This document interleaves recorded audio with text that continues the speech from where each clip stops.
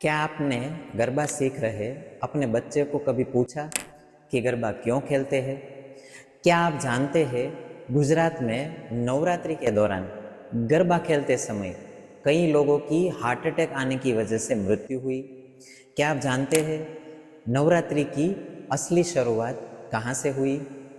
जब सारे देवी देवता हार गए तब एक शक्ति का जन्म हुआ। कोई साधारण महिला नहीं बल्कि सारे देवताओं की संयुक्त शक्ति। एक ऐसा दुष्ट राजा जो आधा मानव और आधा भैंसा, जिसे कोई नहीं हरा सकता था, ब्रह्मा के वरदान के बाद उसे किसने हराया?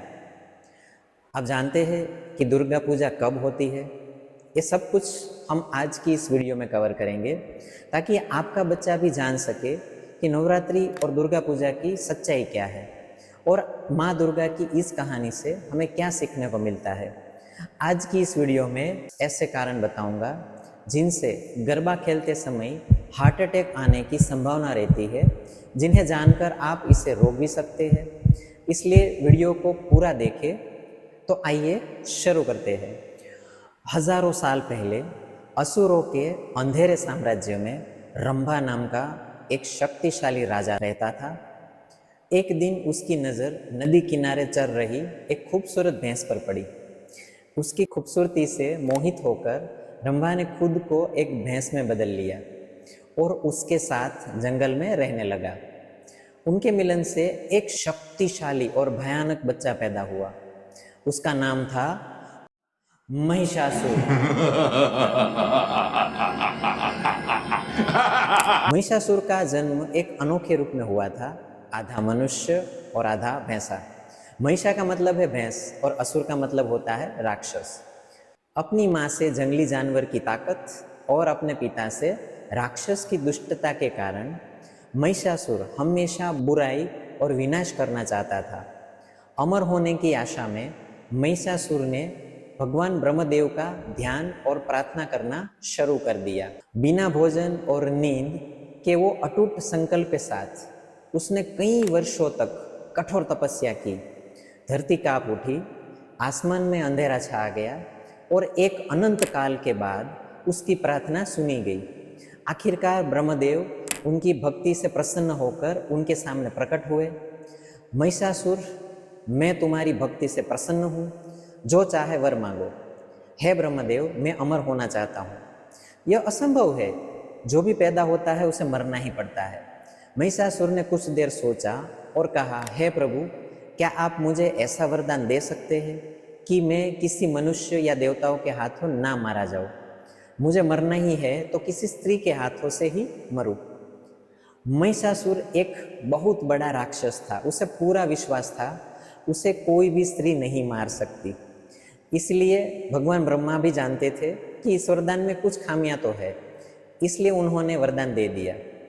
वरदान मिलते ही महिषासुर का अहंकार और भी बढ़ गया। उसका आतंक का राज शुरू हो गया।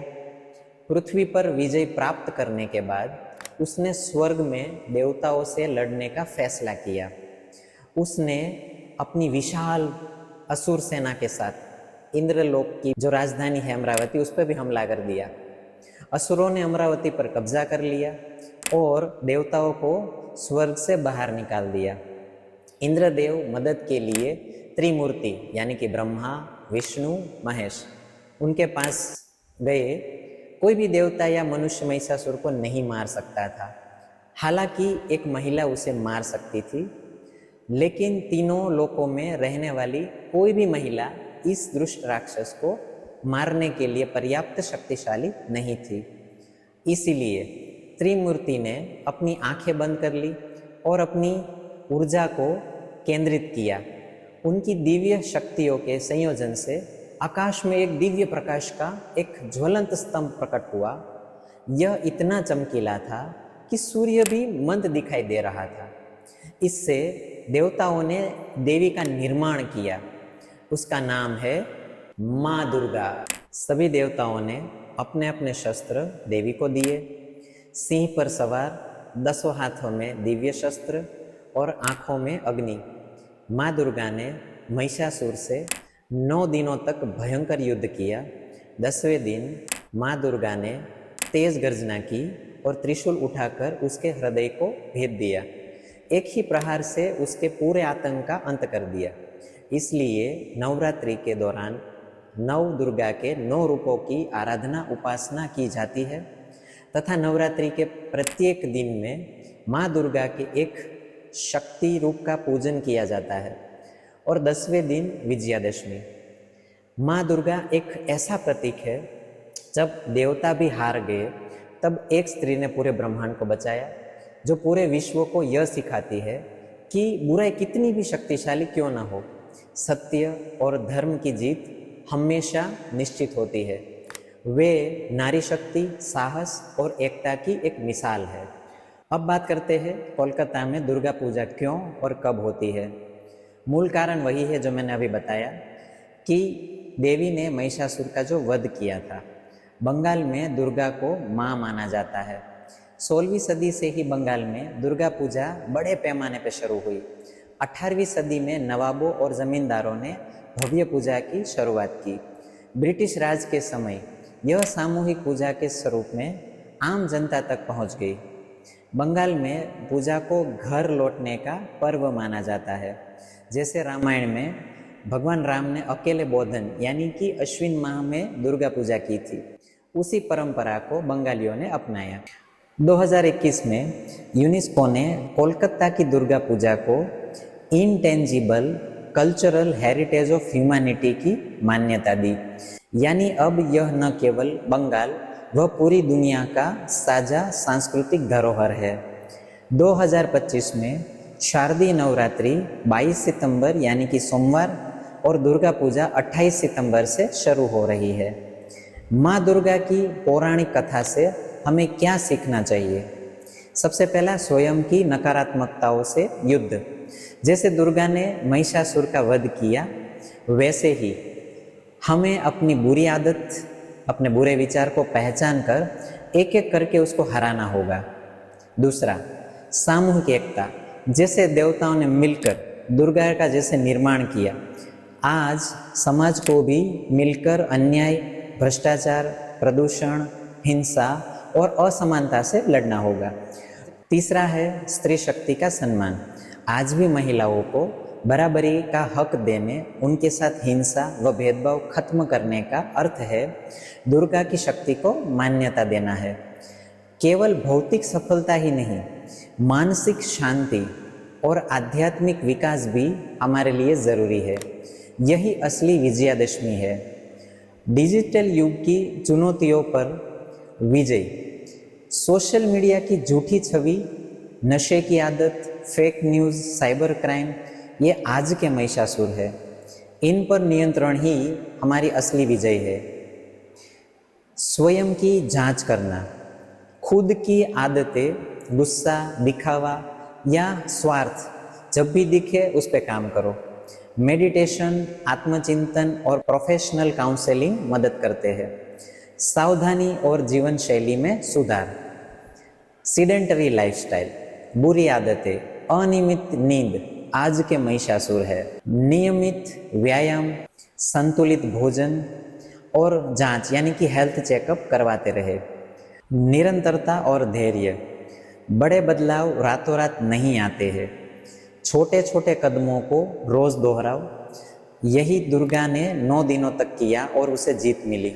दोस्तों, अब आते हैं नवरात्रि के उस भयानक हिस्से पर जिसने सबको हैरान कर दिया। आइए जानते हैं। यह बात है सितंबर 2025 की, जहां गुजरात के जूनागढ़ में रहने वाला महज एक 24 साल का युवक अचानक गरबा प्रैक्टिस करते करते गिर पड़ा।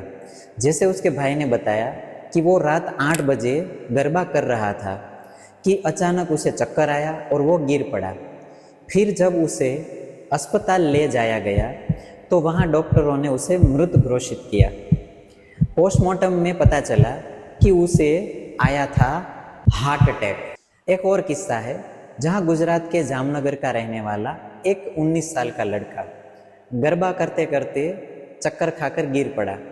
जब उसे अस्पताल ले जाया गया तो डॉक्टर ने उसे भी हार्ट अटैक की वजह से मृत घोषित कर दिया। दोस्तों, ऐसे कई किस्से हैं जिनमें कम उम्र के लोग हार्ट अटैक का शिकार हुए। अब बात करते हैं इसके कारण क्या हो सकते हैं। सबसे पहला कारण है शारीरिक थकावट प्लस लंबी अवधि तक नाचना। गरबा में कई घंटे लगातार नाचने से शरीर पर भारी दबाव पड़ता है, खासकर उन लोगों पर जिनकी शारीरिक स्थिति अच्छी नहीं होती है या जो नियमित व्यायाम नहीं करते हैं। दूसरा है नींद और आराम की कमी।